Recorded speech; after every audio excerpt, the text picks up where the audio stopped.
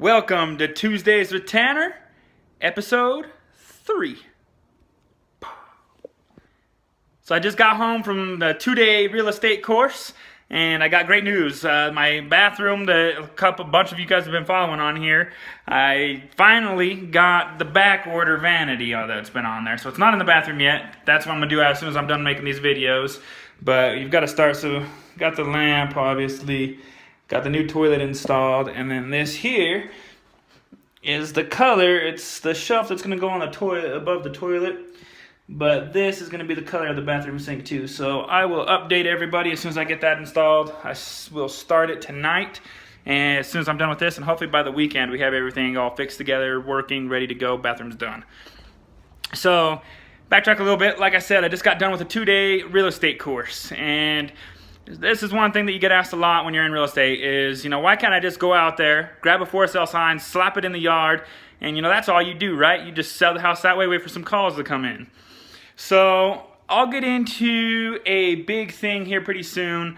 Not a big thing, but I'll make a video on the pros and cons on for sale by owner versus getting an agent. But one of the things I'll touch on today is the fact that, yes, I did do a course today. We are required as agents to do so many hours of courses every year, every 2 years in order to keep our license. We have to go through trainings. It'll teach us, the newest things on laws, the newest contracts, what's kind of been going on. A lot of classes will say, hey, this is the newest addition to the contract, and here are the scenarios why we had to add this addition. And here's some lawsuits that happened, or here's some things that went on. If you're for sale by owner, you're missing out on a lot of this information. One of the things that we went over today that I'll kind of touch base on is the lead-based paint disclosure. A lot of people that are renting or that are selling their house that don't know how to use this disclosure, don't even know this disclosure exists, could get in a lot of trouble. And so the scenario that we got was these people got a house. It was, I think, built in the 50s, if I remember correctly. They bought a house, and it was a while back, the lead-based paint disclosure was not part of the contract at the time. And whoever ended up selling it to them, whether it was for sale by owner or something like that, just didn't fill it out. So they moved into the house. They lived there for a couple months to a year.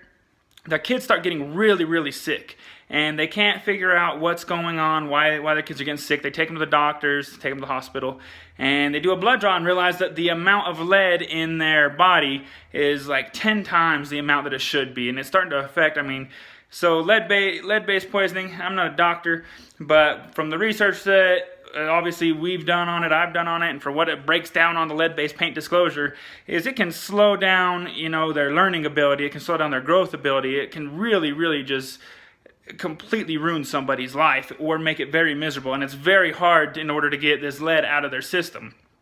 So lead-based paint is way higher than the lead base in their body is way higher than it should be.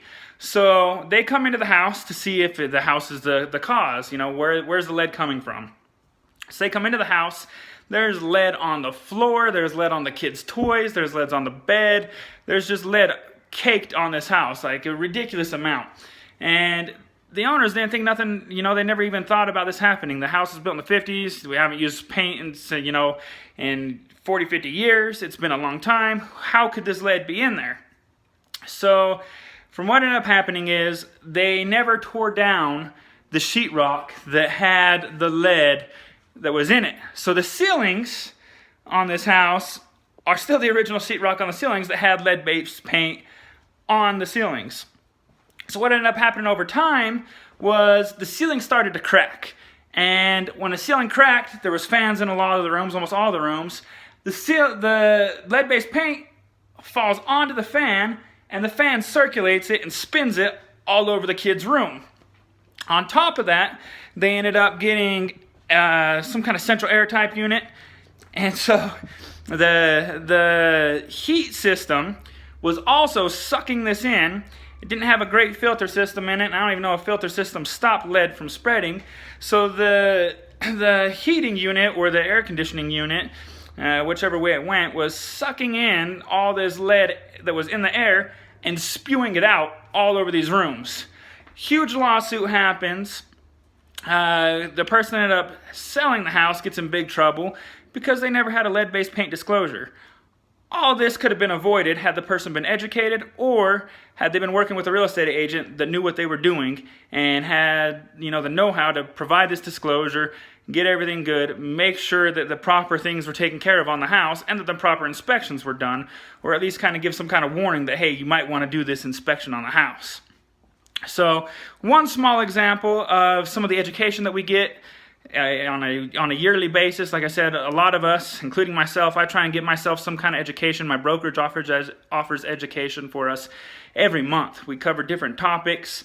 I obviously get online all the time and try and find different stories that I can to share with everybody else on here, and just to educate myself so I don't end up in these positions that other people are. So, like I said, that's just one example of what we do, the education we go through, and how we help people, make the best decisions, whether buying or selling. That could easily have been avoided. That could have been something that could have been remedied on both sides. So, if you want somebody that has this education, that goes through the continuing schooling and goes above and beyond, and you want to be safe from a lot of these potential issues like that, give me a call anytime. Shoot me a message on Facebook or any of these other programs that you watch my videos on, and we can sit down and talk about all the different options. Thanks again for following. Like I said, episode 3. Can't wait for next week. Quick update for some of you guys that want longer videos. Thank you. I appreciate the support on there. And I am getting a podcast microphone this weekend, so I already have it lined up. We'll also be starting a podcast series. Appreciate you guys again. Thanks.